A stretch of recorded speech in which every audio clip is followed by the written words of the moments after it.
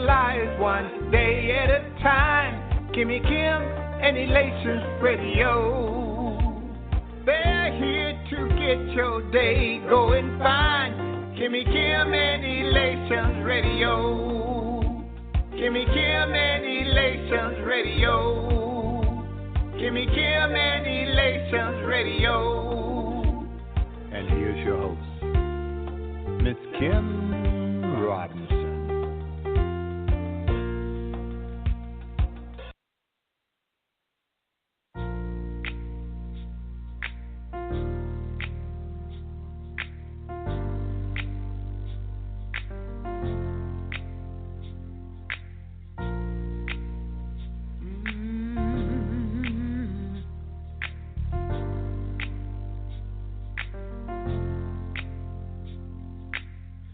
Stranded, lost, just caught in a daze, blinded, an outcast, life passed on you away, broken, defeated, you can't seem to win, so you cry out, holy, because you need a friend. Stop crying, crying, he'll be there through the night.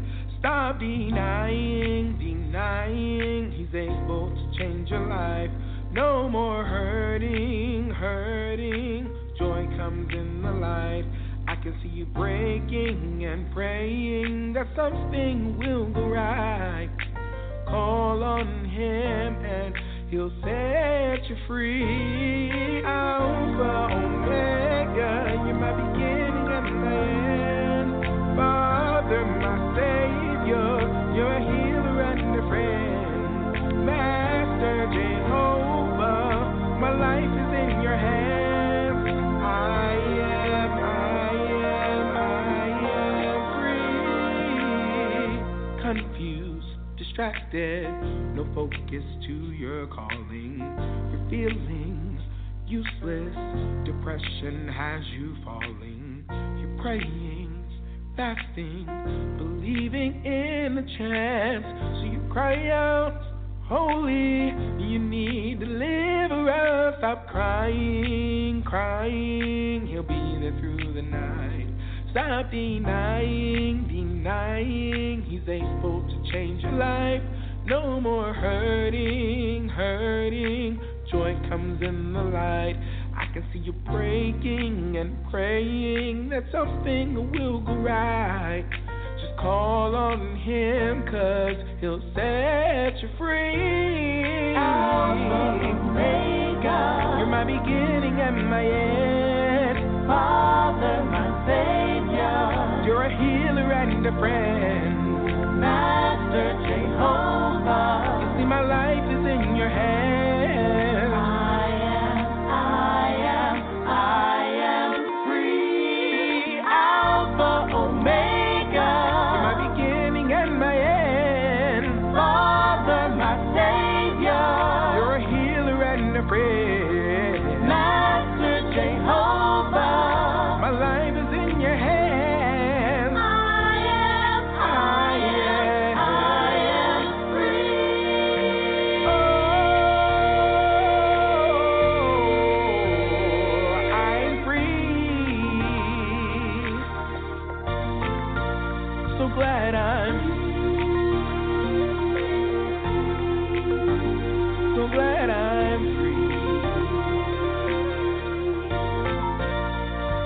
Say free, free. I am free.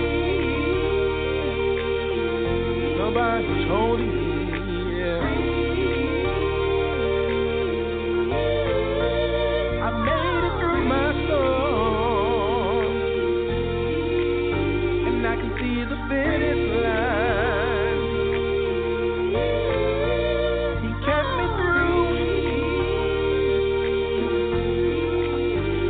Redeemer set me free. Said no more chains, no more chains, said no more chains, no more chains, said no more chains, no more chains. Said I'm free, I'm free, I'm free, I'm free. no more. more chains. No more chains. Whoa, no more chains. No more Whoa, chains. no more chains. No more chains. That I'm free. I'm free. I'm free. I'm free. No more chains. No more chains. There are no more chains. No more I see chains. no more chains. No more It looks chains. like I'm free. I'm free. I'm free. I'm free. No more chains. No more chains. No more chains. No more chains. There are no more chains. No more chains. That I'm free. I'm free. I'm free. I'm free. No more chains. No more chains. No more chains. No more When I chains. look through my life, No more I see chains. that I'm free. I'm free. I'm free. I'm free. No more The chains are chains. gone. No more The chains are chains. gone away. No more chains. That I'm free. I'm free. I'm free. I'm free. Hallelujah.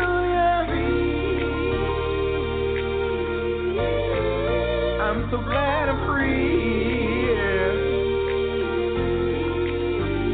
You've been so good to me. So now I'm free. Yeah. So now I'm free. Yeah.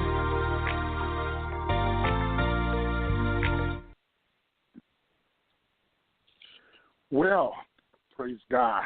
I am free. Wow. And I am free. This is Dr. Rodney Pearson. I'm on Crises Radio today, and I am free. Glad to be free here on Elation Radio. So we thank God just for the blessing of being free. No more chains, no more bondage, no more looking down on life. But because of the freedom that we have in Christ Jesus, we have so much to share.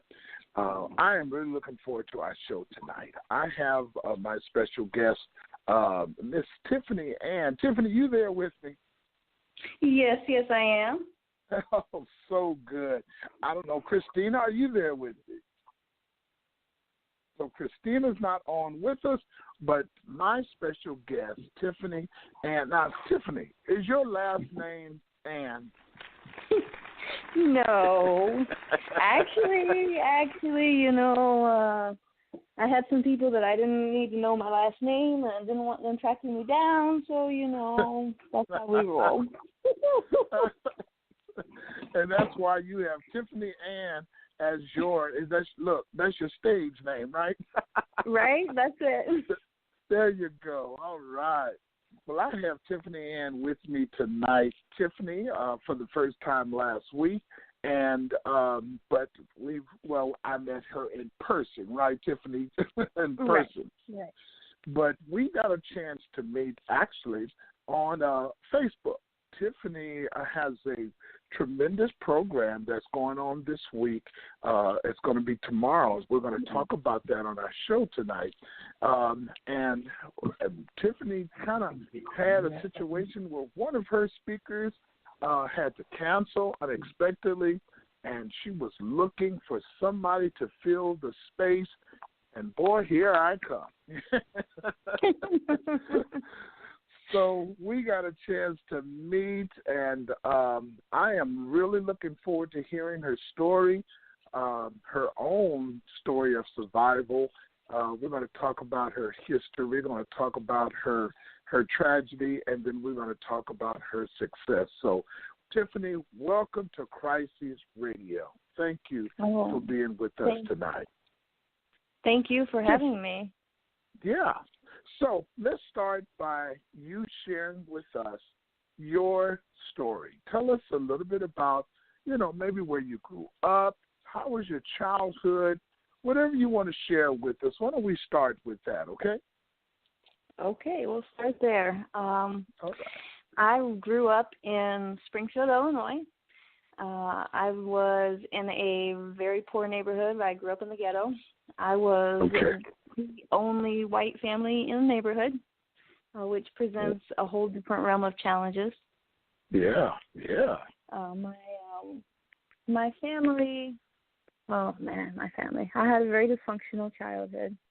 My parents were drug users, drug sellers.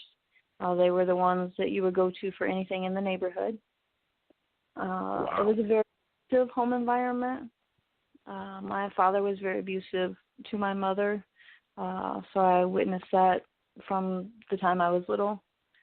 And he was abusive to my sister and I as well. All types of abuse, emotional, physical, all of that. Was this your biological father? Yes. Okay. All right. Go ahead. And, so when I was 5, that's when my cousin started molesting me. It was kindergarten. Oh. So I have been through some stuff in my days. How old was your cousin? My cousin was 6 years older than me, so 11. And that started you in... No, go ahead.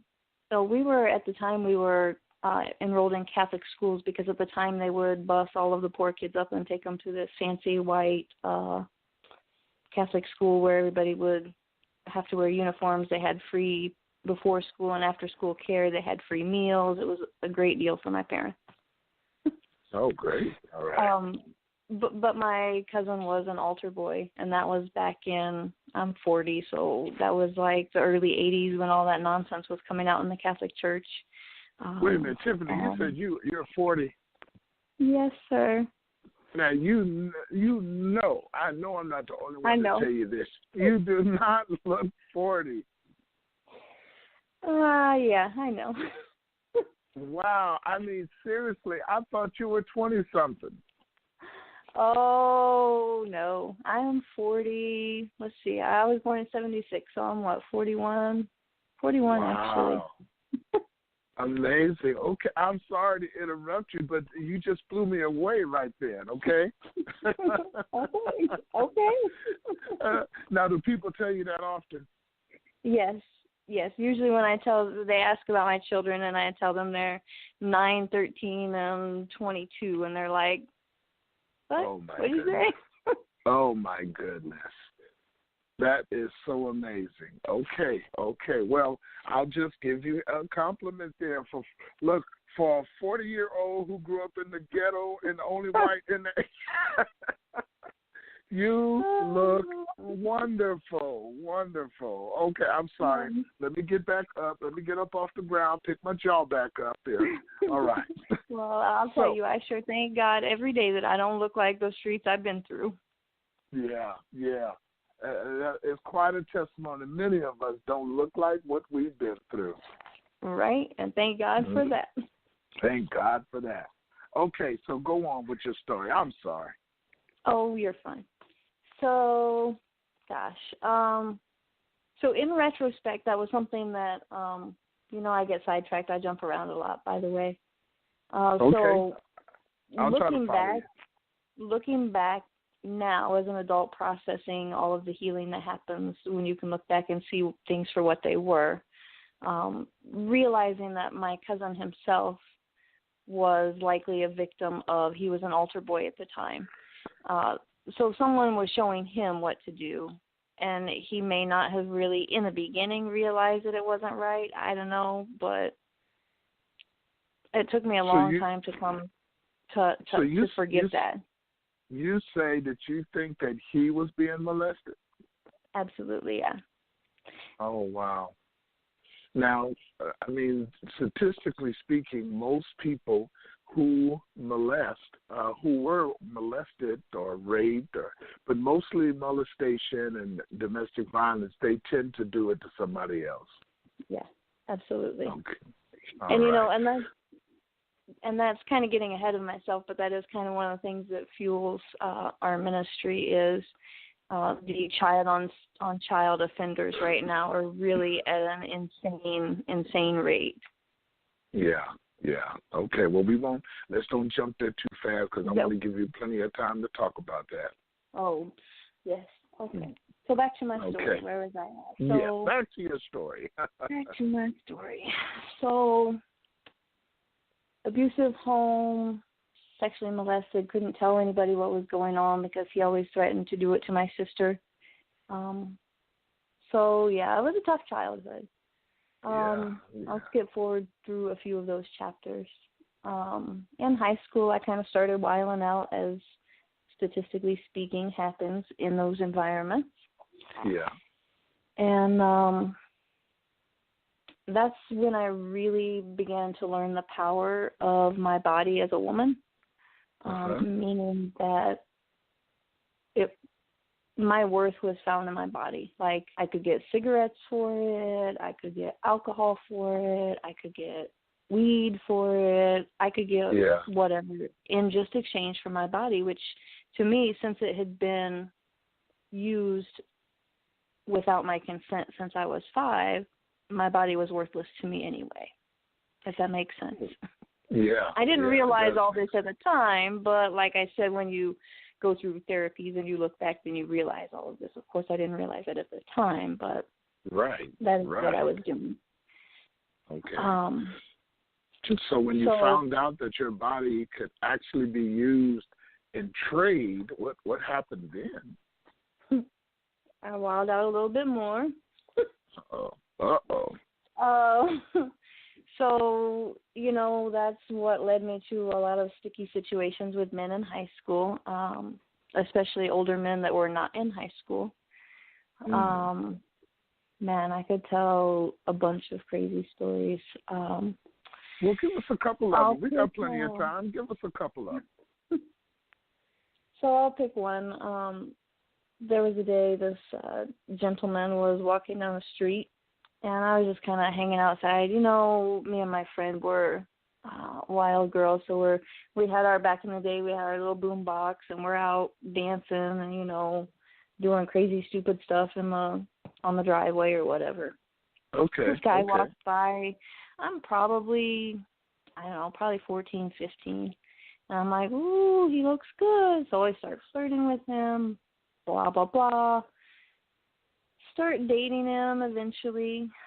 We went out for probably 3 or 4 months without my parents knowing. 14? Yes. Wow. Okay. Started dating at 14. Well, dating may not be what you call it, but that's what... Okay. All right. So you were messing around at 14. Okay. Yes, I was messing around at 14 with this guy. All right. And I don't even know how old. He was much older. Yes. Looking back, sometimes I don't even know how I survived. But so 14, messing around, being stupid. Yeah. And I fell in love, or so I thought. And, he was, again, as I look back, I see he was grooming me to be whatever he wanted. He would buy me stuff. He would tell me how beautiful I was. And if you know anything about this topic, you know that girls who have a crappy father figure who just crave that male attention, they will do just about anything for guys. Especially ones that tell them that they're beautiful and wonderful and all this fabulous stuff. And you just kind of fall for it. So I fell into that trap for quite a while with him. And something happened. We ended up breaking up, whatever. So then about a year later, so now I'm like 15 or so, I've wised up to a lot more things in life.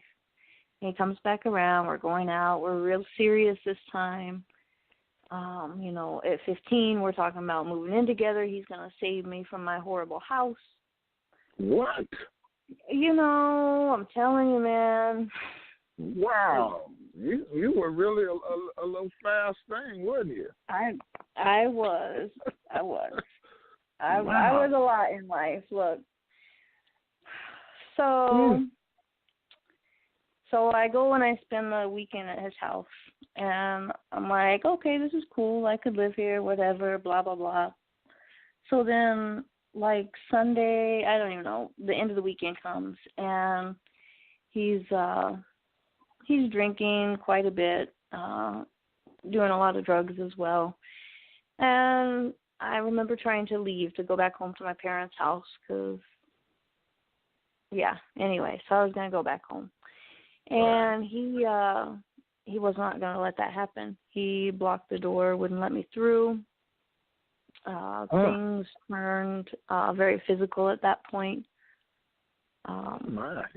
So he tried to physically keep you from going home. Absolutely. Absolutely. All right. Wow. I don't even talk about this story that much. That's funny that it would come up tonight. Like, so. Hey, well, that's one of the things that we do on this show. Is, you know, it's really raw. It's down to earth. There are people all over who hear, you know, our stories, and the people who are listening. A lot of those people are people who have gone through the same thing. So it's not even unusual for you to, you know, to get down to this place where you're talking about something you don't normally talk about. But, yeah, go ahead. Share. Please share. So, again, things got pretty physical. He hit me a few times. And so being the obedient, I was already afraid of men because my father had already been abusing me. I just, you know, I fell into being a good girl and went and sat in the bedroom like he told me to, and stayed there for a few extra days. And finally, after he had fallen out after a few days of being up, I was able to get out and find my way back home.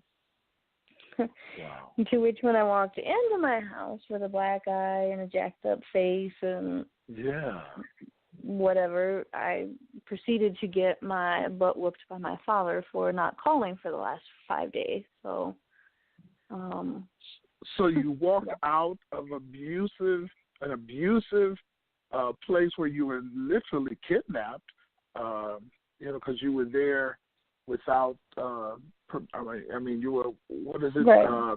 And as you were there, then you went home and got beat again. Yes. Wow. Oh, I'm so sorry to hear this. Wow. Okay, Tiffany. Then what happened? So then I'm, 15-ish. And, well, I still had to go to school, so I go back to school and I just remember just kind of checking out at that point. There's a large section of my life that's kind of missing from my memory. There's only chunks that come and go during that last couple of years of high school. And I think it was because I was numbing my pain. I was drinking a lot. I was smoking a lot of pot. I was wilding out more. Yeah. And that was happening during high school? That was high school, yeah. Okay, wow. 15-ish. Drinking, smoking pot, a lot of sex, a lot of just crazy behaviors, huh? Yeah, crazy. Okay. Craziness. All right. Okay. I think we're ready to move to the next place. Okay, we can go to the next place. Wow, okay. So, in my senior year of high school, I had some changes, and I started, I wouldn't say I turned completely around, but I turned around enough to still graduate high school. Oh, well, that's good. Yeah, pretty impressive. Yeah, so, you must have been pretty smart to be able to get through high school high and drunk and all of that stuff going on. Sometimes being smart isn't as great as it's made out to be. Like, I can sit down and take a test and pretty much pass it just based on process of elimination. Like, I really didn't have to do much work in high school. I don't know. Oh, wow. I don't know. Yeah. Anyway, so after I kind of got through another little crazy phase of my life, I was 17 and I was dating another guy. Yeah, I'll skip over the names part. Yeah. So I was dating a guy. You can tell us the story and skip over the names. Right, I was dating a guy who played a sport, and he and I were again, this guy was pretty serious. And the first time that he raised his hand to me, something snapped inside of me.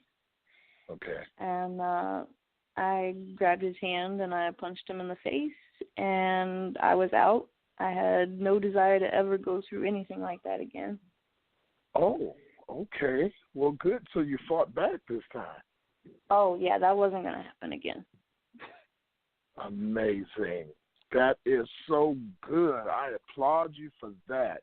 And you were 17 when you made up your mind, this is it, huh? Absolutely. So what do you think it was, that made you have the courage to stand up against this guy? But God, I don't even know. I wasn't even a believer then, but, God had a plan for me my entire life, even when I didn't see it, even when I couldn't see him, even when I didn't know him. He had my plans already laid out. Yeah. Wow. And I have no doubt that he activated something in me that was just like, girl, you are way better than this. Do not go down that path again.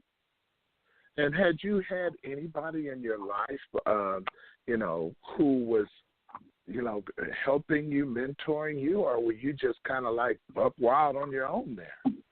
I was just buck wild on my own, doing whatever with whoever, whenever, wherever. Nah. No. Yeah. Well, I'm sure. I'm going to ask you this question. Answer it the best you can. But I'm sure our listeners would be saying, where were your parents in the midst of all of this stuff? Oh, they were there. They were home. They were high. They were not paying attention. They were, my parents were not equipped to be parents. Okay. And back then, they didn't have the resources that parents have now, if that makes sense. Right. 40 years ago, it was socially acceptable to beat the heck out of your kids. Like, that's just what you did. And especially in the hood, anybody could beat you. Like, that's just how it is. That's right. You beat everybody's kids in the hood, okay? That's right. Trust me, I am a living witness to that. That is so true.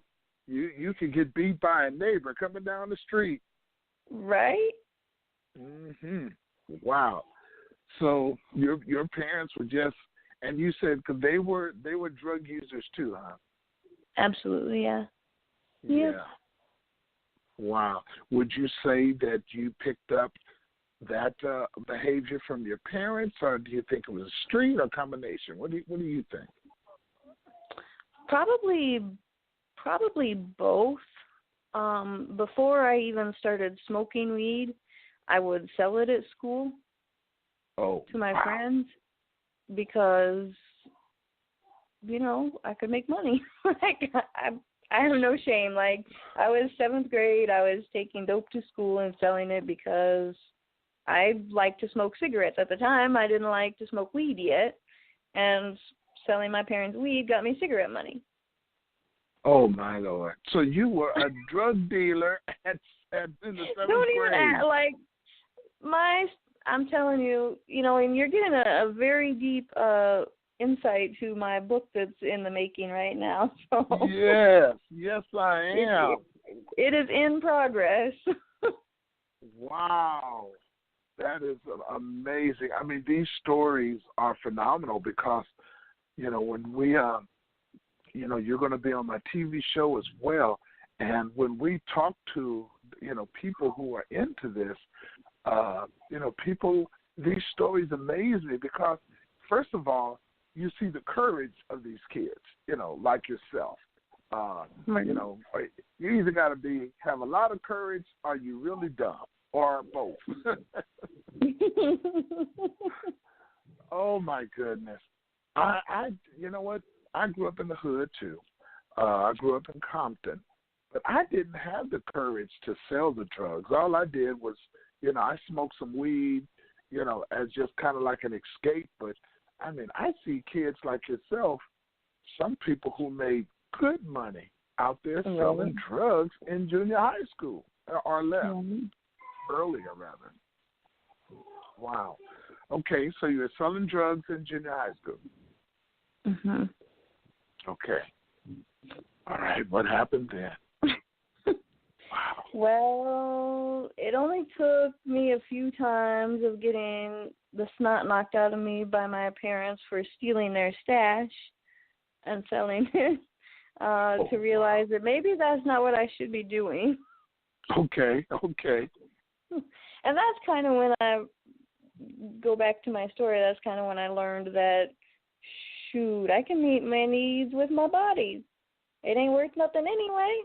Like, it's good for something at least. And that's when I felt, I don't know, as a woman you learn that you have a power with your body, and it can get you a lot of things in life. Wow. My sister did, she told me, she said, I learned that I never had to be broke again, and I was sitting on my gold. Yep. That's it. That's something. Wow. And I don't say that to encourage anybody to try that route. No. I say that because there's just something that we have to change in young women so that they don't feel that way, so that they know that they are valued and loved no matter what somebody said at home. Yeah. And that's what it's all about, helping people to see that although that mentality is there, it not only is it not safe, not only is it not healthy, but it is an extremely unproductive way to go. Right. Yeah. Okay. All money is not good money. Ain't that the truth? Ain't that the truth? Yes. Okay. Well, what began to happen? What started taking place in your life from there? This is 17, like 15 through 17, right? So 17, I graduated high school because I started when I was 4, so I was 17 when I graduated. All right. And it was about that time that my grandmama died, and she was, I don't know, she was that positive light in my life, like the only person I ever felt really loved around, if that makes sense. Yeah. And when she passed, I spent a lot of time in the hospital with her, and I decided that I wanted to become a nurse. Oh. Okay. And so that's what I did. I went to nursing school, and I got pregnant. Not at nursing school, but, at the same time. Yeah. And it was my son being born that really pulled me out of this crazy path that I was going down. Growing up in a life of at home being literally a living hell, and then your parents would put on a show to go to Mass on Sunday. My father's favorite saying was, I got to go fumble the beads so I can get through another week. If you're Catholic, you know what that means. Oh, my goodness. Otherwise, in Catholicism, you have to do rituals. It's the main thing. You do so many Hail Marys and Our Fathers to atone for your sins, whatever the priest tells you when you confess your sins. You say, Father, I've done blah, blah, blah, and he says, okay, 10 Hail Marys and 3 Our Fathers, or whatever. Okay, and the beads, that's the rosary, right? Yes. Okay. So basically, I grew up that you can do whatever you want during the week and just go fumble the beads on Sunday, and you're good to go. Wow. So it was there was a, I think duality is the only word that I can come up with. Okay. There was such a duality of our lifestyle that, to me, those things were normal, to like have one life and another life, if that makes sense. Yeah. Wow. And that became normal. It became normal. So I went to nursing school, became a nurse. But on the other side of that, I was still wilding out and being crazy. Like I said, I had my son when I was 19, and the father left, which was fine. It worked out great for me. Okay. So he wasn't a good man, apparently. No. Okay. Yeah. So he left, and he signed away all rights, all parental rights. So I've never had to deal with custody or financial or any of that stuff. Yeah. And to me, going after child support would not have been worth having that person in my life again. Yeah. Or in my son's life, because he wasn't a good role model anyway. So then, sorry about that. So then, that's all right. I learned how to balance being a mom and a nurse Monday through Friday, and then the weekends were my crazy time. My sister would watch my kid all weekend for me. And I learned that dancing at a strip club on the weekend made just as much money as busting my butt as a new nurse all week long. Uh-oh. Here comes the rest of the story. Okay. Here we go. Oh. How similar this is to the little girl who says, I could sell my body instead of his drugs. Right? Why am I going to work 40 hours a week busting my bum, taking care of people, when I just have to work like three shifts at the club on the weekend, and I'm good. I got the same amount of money. This is so amazing. You know, I spoke to a person I think it was just yesterday, and they were kind of giving me some background of their story. They said they made anywhere from $1,000 to $1,500, on a good day dancing. Yep. So that's real. That's no joke. Oh, my goodness. It all depends, of course, on, the club that you're working in, the environment, the clientele, Oh, my gosh. Everything. So that's very enticing to somebody who's in need of some extra money. They just can make it all up on a weekend. Right. Okay. All right. So that's what I did for a while, doing both. And, it's funny how in time things just happen in life. I was working at a club one night. I had picked up another shift. I had backed off and wasn't doing it so much because I had saved up money and whatever. So I was just doing it once in a while. And I had picked up a shift, and there was a film producer who had been at the club that night.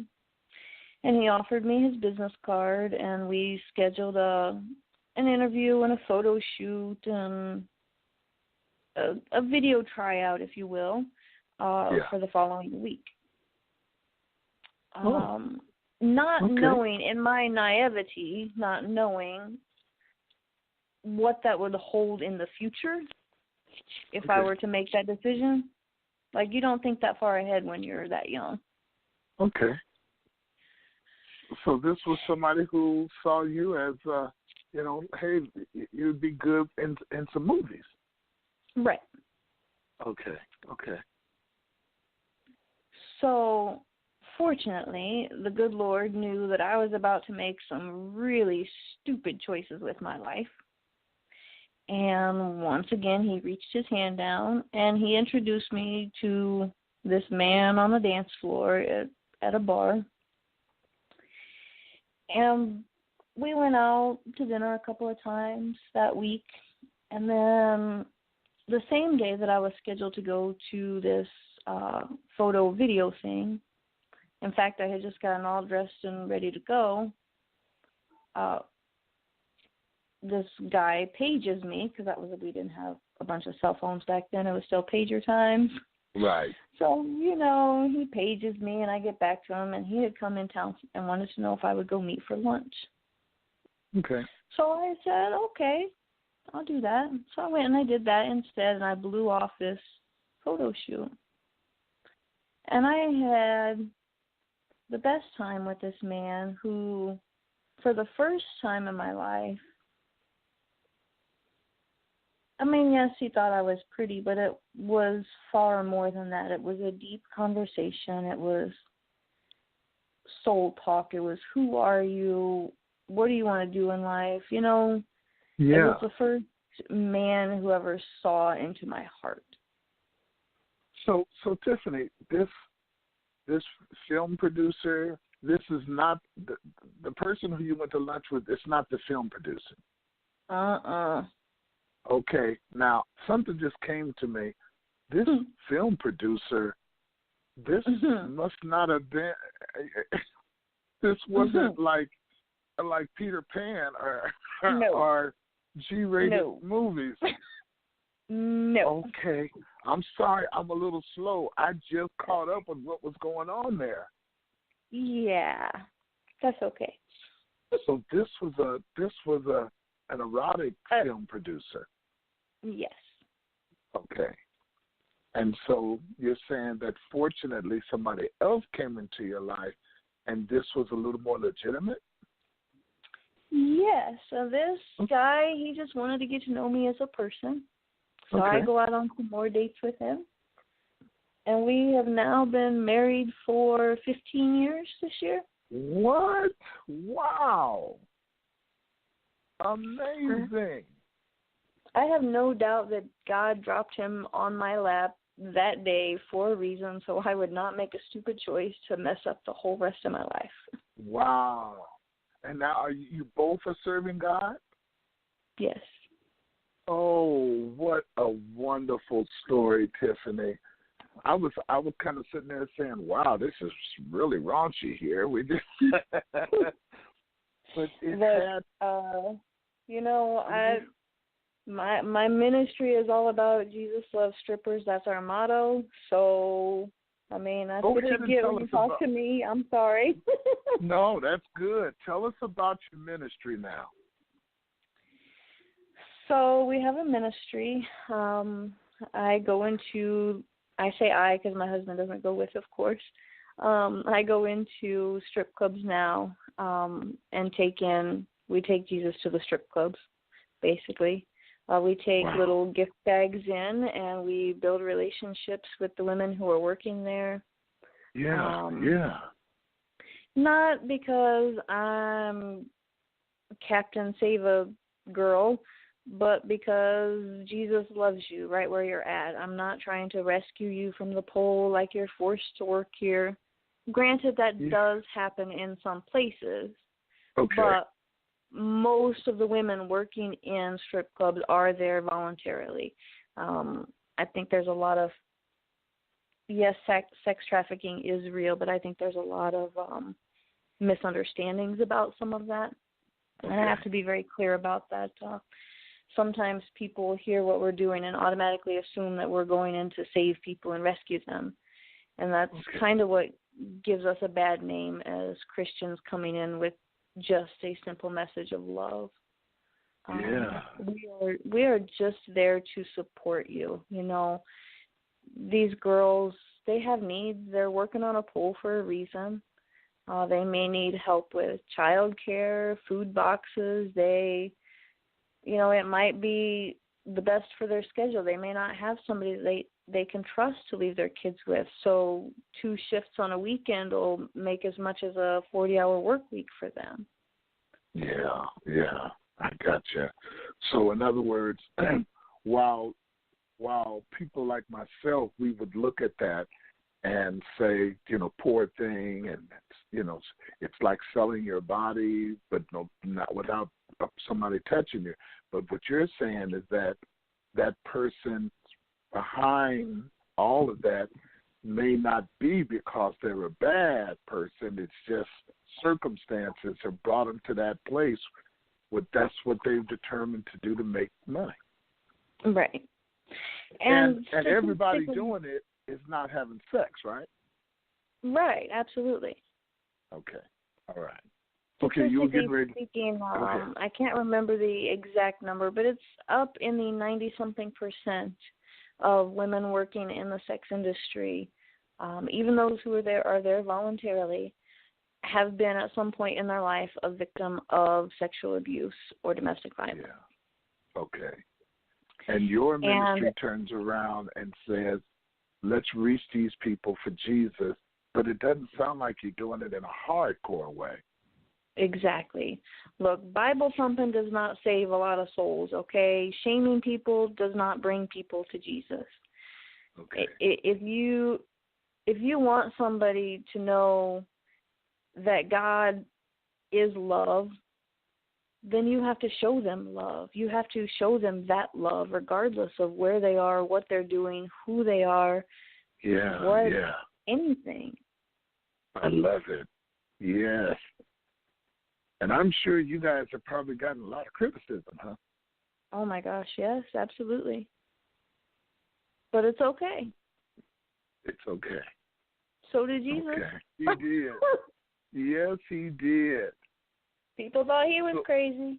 People think I'm crazy. Really, it's okay. That's right. They called him a heretic. Right. Beelzebub. Wow. So what would you say? Well, I mean, we're going to talk for a minute about your event tomorrow, but what would you say to the people who criticize you for going into those strip clubs instead of bringing people to church? What would you say to those folks? That is church.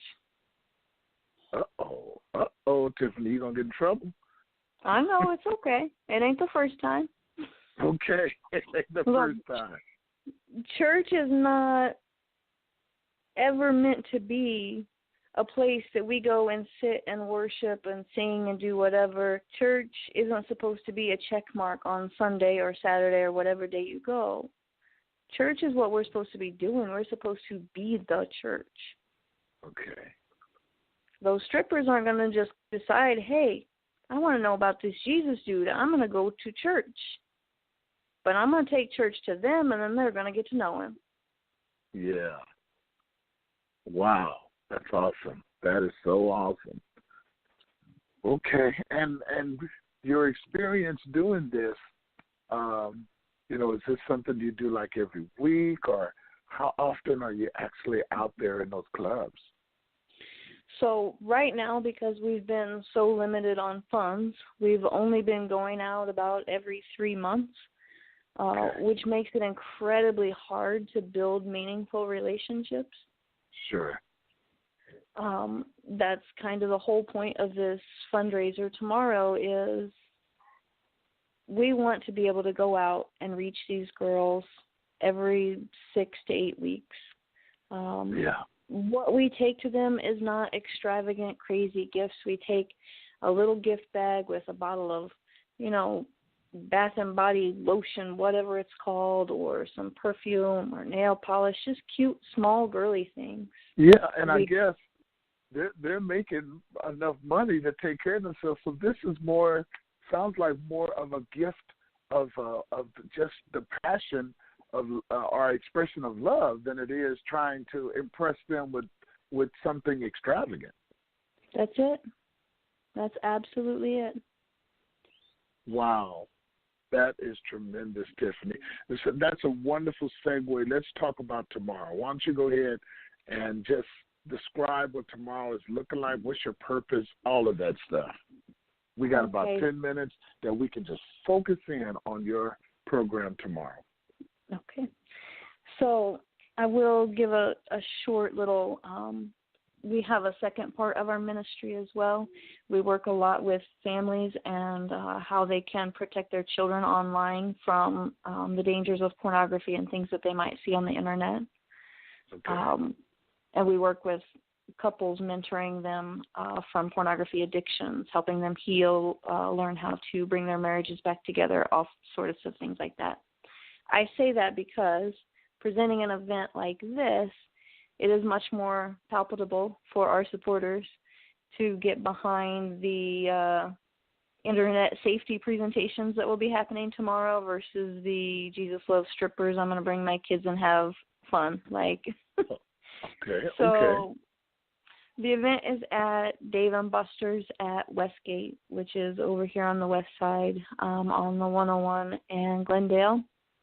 And we need to say for our audience, because we have people all over the world, we're talking about near Phoenix, Arizona. Phoenix. Yes, right by the Cardinal Stadium. Right by the Cardinal Stadium, right. Okay. And so go ahead. Sure, Dave & Buster's, Westgate, 9 a.m. to noon. It is a private event from 9 a.m. to 11. So only our supporters will be in there for that for a little while. We have 6 speakers lined up talking on things from internet safety to making sure your finances are important in your family, health and wellness, just all family information that is needed for these parents. We have a speaker on, oh gosh, I completely forgot what Heidi told me she was going to talk about. We have an amazing, phenomenal speaker. Heidi Davis is going to be there talking about juvenile law, maybe something about the possible legal consequences for our kids who are sexting and doing things like that, because that opens a whole nother window. Yeah. We have a lot of raffle prizes, which is going to be a big part of our fundraiser. We've got some great things you can come out and win. If you're not able to attend, we are always open for donations as well. You can check out our website. It is www.imperfectlyflawless.org. Imperfectly flawless. Yes. Where did that name come from? Isn't that what we all are in God's eyes? Imperfectly flawless. Wow. I'm flawless in His eyes, but I am so imperfect. Wow. That's a sermon title right there. Okay. Well, so maybe when I wrap up my pastoral education, because that's my next journey that I'm on right now, maybe that'll be one of my first sermons. Yeah. Well, apparently it's a sermon that you're preaching right now by more by doing than actually speaking on it, huh? Right. That's amazing. Okay, so this event is going to be tomorrow, and to our radio listeners, I am privileged to be one of those speakers. Yes, whoop whoop.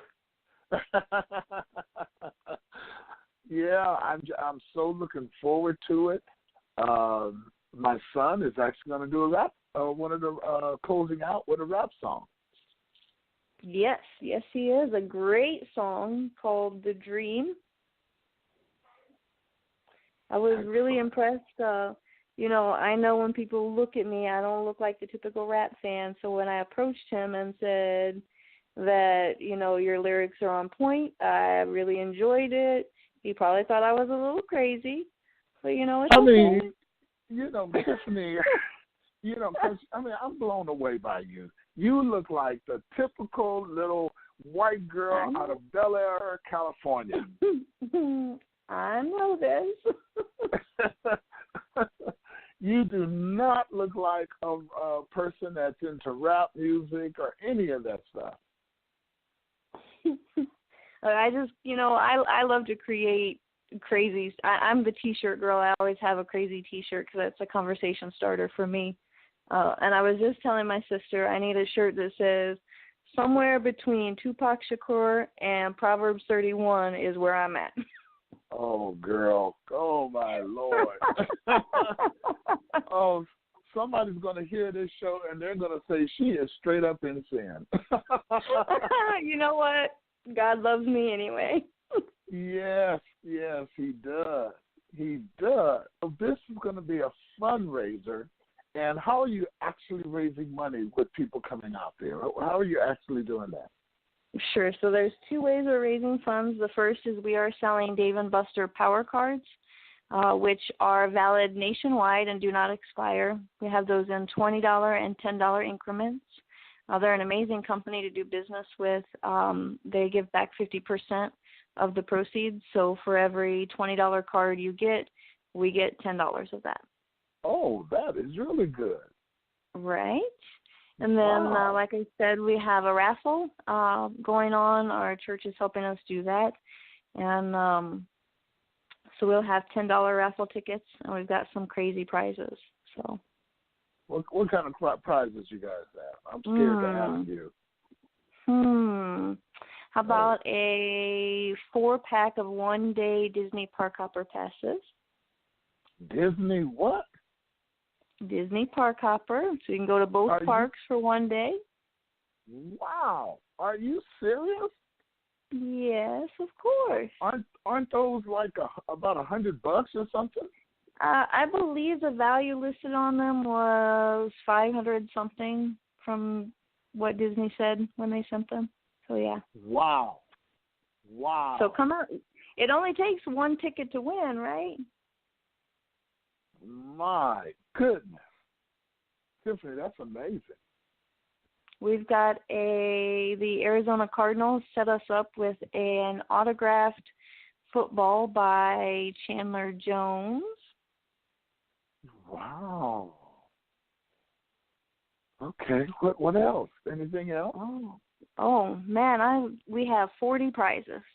Oh, 40 prizes. Okay, we definitely don't have time for all of that. We've got restaurant gift cards, we've got sports tickets, we've got autographed pictures, we've got something for everyone. We even have a sofa from Ashley Furniture. Yes. With an $800 value. You might win that for $10. That is great. Wow. I'm telling you, I didn't even realize you were doing it that big. Oh, when I say I'm going big for God, I'm going big for God. I need to do his work. Yes, you are serious. When I get there tomorrow, am I going to get a chance to meet your husband? Yes, absolutely. That is so great. I'm bringing my grandson out there tomorrow, too. Awesome. It'll be a great time. Yes. Wow. Tiffany, I am just amazed. This story has amazed me. Your background, just everything has absolutely amazed me. I can't tell you how happy I am that I was able to get you on our show tonight.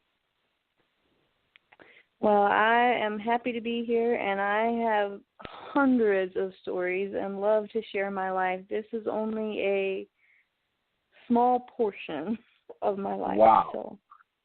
Wow, that's great. Well, then you get your stories ready because I'm going to have you on Crisis TV as well. Okay. Yeah.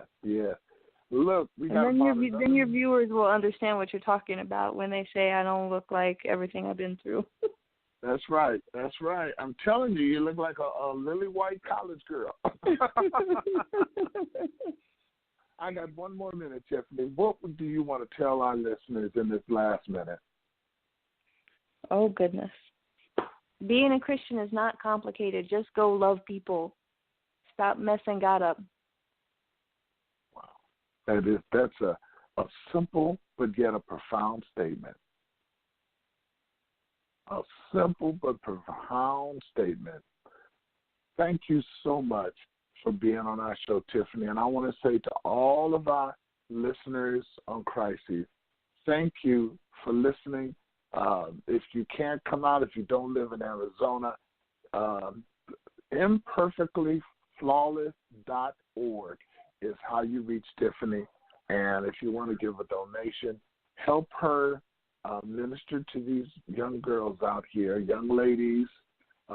Some are not as young, but those people who really need to hear this message that Tiffany is offering. Thank you so much, Tiffany Ann. Thank you. And to all of our Crises listeners, we will see you next week, same time, same place, right here on Elation Radio. May God bless you. Have a wonderful weekend. Take care. Bye-bye. And as I always say, agape always. Bye-bye.